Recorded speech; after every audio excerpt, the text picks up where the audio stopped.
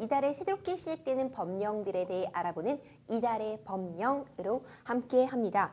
9월에도 많은 법령들이 시행이 되었죠. 변호사님, 오늘 어떤 내용 준비해 오셨나요? 예, 안녕하세요. 예, 오늘 말씀드리겠습니다. 이제 우선 그 국제 회의를 열지 않습니까? 네. 근데 예전에 이제 국제 회의 같은 경우에는 이제 관광 산업에 관련돼서 그렇죠. 그 국제 회의 중에 기업 회의가 있는데 네. 국제 기업 회의는 국제 회의법에 포함되지 않았었습니다. 네. 관광 산업법 따르면.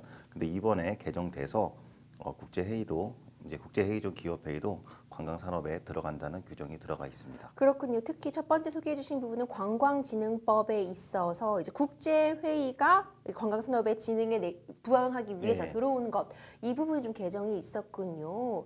한편 또 기후위기 대응을 위한 탄소중립, 녹색성장 기본법이 제정이 되었습니다. 요즘 사실 이상기온 현상이 정말 전 세계적으로 이슈가 되고 있는데 이 내용도 좀 자세한 내용 좀 살펴주시죠. 예, 이제 요즘에 이제 녹색 성장이라는 단어를 많이 사용합니다. 그렇죠. 근데 성장인데 녹색으로 이런 단어가 붙죠. 이게 그 뭐냐면 경제와 환경이 서로 조화스럽게 발전한다, 성장한다는 그런 뜻입니다.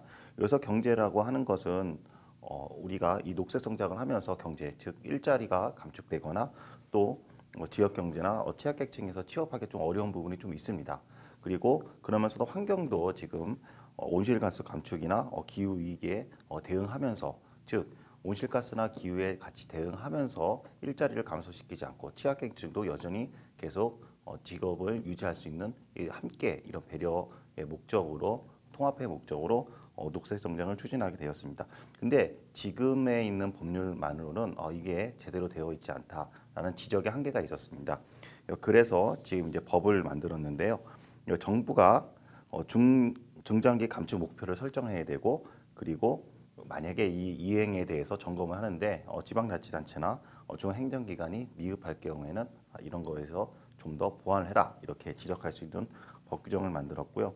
또 국가나 그다음에 지방자치단체는 5년마다 탄소 중립 녹색성장 기본 계획을 수립해야 됩니다.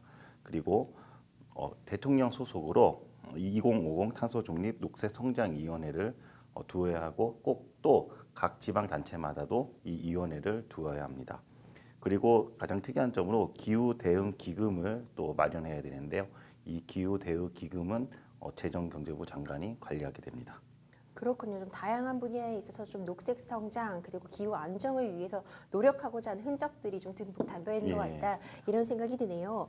마지막으로 예술인의 지위와 권리의 보장에 관한 법률 시행령이 개정이 되었는데 자세한 내용도 좀 살펴주시죠. 예, 이제 지금까지 뉴스에 많이 보다시피 예술인에 대한 권리 침해, 이거에 대해서 많이 구제를 못 받고 그런 예술인에 대한 특성이 좀 있었습니다. 그래서 이 부분에 대해서 예술인이 자신의 이제 권리가 침해됐을 경우에는 문화체육부 장관한테 직접 자신의 피해를 신고할 수 있도록 하는 권리 구제 제도를 두었습니다.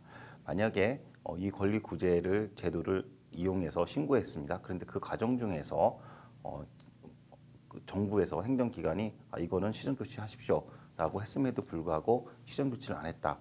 그럴 경우에는 그 예술단체나 예술인한테 재정을 지원을 중단하거나 또는 배제시킨다라고 하는 재정적인 제재가 가해질 수가 있습니다. 그 기간은 3년 이내로 좀 정해져 있습니다. 그리고 조사 과정 중에 신고를 했는데 당연히 이제 중앙행정기관은 조사를 해야 되겠죠.